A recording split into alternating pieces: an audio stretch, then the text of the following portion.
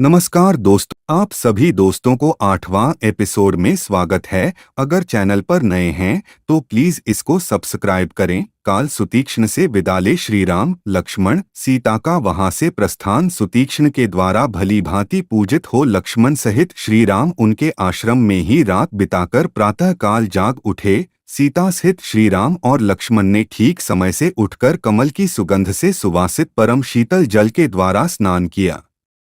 तदंतर उन तीनों ने ही मिलकर विधिपूर्वक अग्नि और देवताओं की प्रातःकालिक पूजा की। इसके बाद तपस्वीजनों के आश्रयभूत वन में उदित हुए सूर्यदेव का दर्शन करके वे तीनों निष्पाप पथिक सुतीक्ष्ण मुनि के पास गए और यह मधुर वचन बोले, भगवन, आपने पूजनीय होकर भी हम लोगों की पूजा की है। हम आपके आश्रम में बड़े सुख से रहे हैं। अब हम यहाँ से जाएंगे, इसके लिए आपकी आज्ञा चाहते हैं। ये मुनि हमें चलने के लिए जल्दी मचा रहे हैं। हम लोग दंडकारण्य में निवास करने वाले पुण्यात्मा ऋषियों के संपूर्ण आश्रम मंडल का दर्शन करने के लिए उतावले हो रहे हैं। अत हमारी इच्छा है कि आप धूमरहित अग्नि के समान तेजस्वी तपस्या द्वारा इंद्रियों को वश में रखने वाले तथा नित्य धर्मपरायण इन श्रेष्ठ महर्षियों के साथ यहाँ से जाने के लिए हमें आज्ञा दें। जैसे अन्याय से आई हुई संपत्ति को पाकर किसी नीच कुल के मनुष्य में असह्य उग्रता आ जाती है, उसी प्रकार यह सूर्यदेव जब तक असह्य ताप देने वाले होकर प्रचंड तेज से प्रकाशित न होने लगें, उसके पहले ही हम यहाँ से चल देना चाहते हैं।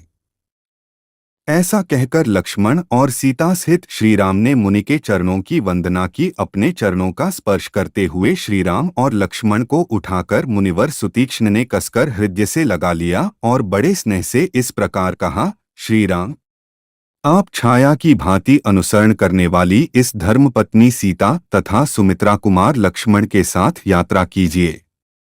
आपका मार्ग विघ्न बाधाओं से रहित परम मंगलमय हो।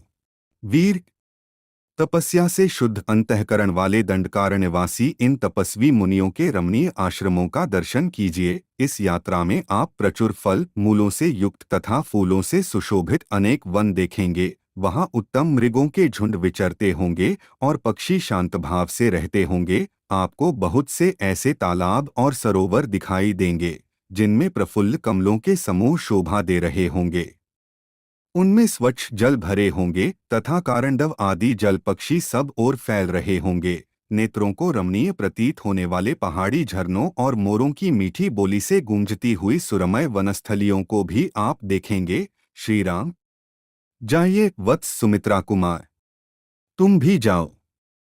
दंडकारण्य के आश्रमों का दर्शन करके आप लोगों को फिर इसी आश्रम में आ जाना चाहिए। उनके ऐसा कहने पर लक्ष्मण सहित श्रीराम ने बहुत अच्छा कहकर मुनि की परिक्रमा की और वहां से प्रस्थान करने की तैयारी की। तदंतर विशाल नेत्रों वाली सीता ने उन दोनों भाइयों के हाथ में दो परम सुंदर तूनीर धनुष और चमचमाते हुए खड्ग प्रदान किए।